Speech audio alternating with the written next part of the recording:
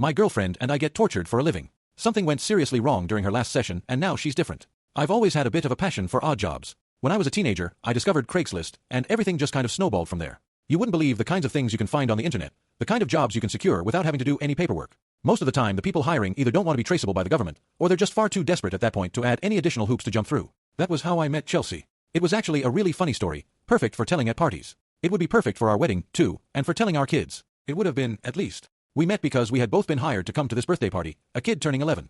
Neither of us fully knew what the job entailed when we agreed, which might have been a sign that we shouldn't have, but we were both informed we'd be paid handsomely, and that was all that either of us needed to hear. When we got there, Frank, a middle-aged guy with a salt and pepper beard who smelled strongly of patchouli and marinara sauce, informed us we were to get in a huge screaming match around the middle of the party. We were playing a couple from a few houses down who were really on the fritz, I guess. We weren't told why, just what to do. I'm still not sure why he wanted us to do that.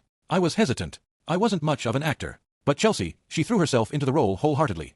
A couple of hours later we were sitting on the curb a block away, and she was holding a bag of frozen carrots against my swollen cheekbone, and I was nursing a blunt, wincing at how my chocolate milk-soaked clothing stuck to my skin. We compared stories of our strangest jobs, our craziest experiences, the worst things we'd ever done to make a couple bucks. We both agreed that anything below a felony was fair game, but we gravitated towards weird yet legal and harmless tasks. She had a passion for all of it that I'd never seen in anyone I'd ever met. She was really doing it for the experiences, not the money. She was a thrill seeker. I fell in love with her quickly, like getting hit over the head with a blunt object. It was aggressive and immediate. A couple of months later we got a place together, and the rest was history. We fell into a nice domestic routine. She made me coffee in the morning and kissed my forehead when I walked into the kitchen. We took turns cooking dinner and doing the dishes, and we watched hours of reality television slop on our sofa that was just big enough for two. We talked about the future. We talked about a dog and 2 kids and a yard. It all just fell into place. Her friends liked me, and my friends liked her, and our families were the same. My mother became a little too obsessed with having a grandchild, and I had to beg her to stop asking Chelsea about her cycle. But none of them knew about our secret life, the jobs we did together when everyone went home. It was just for us, and it was exciting, this secret hobby that we shared. The first call from OEM came on a quiet Friday. Chelsea was at her job as a barista, and I was at home getting some cleaning done before having lunch with my parents, like an old person.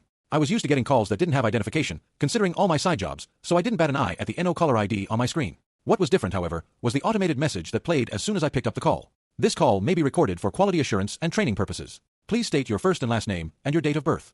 I frowned, tossing the rag I'd been cleaning the stove with onto the kitchen counter. Julian Rains, May 14, 1999.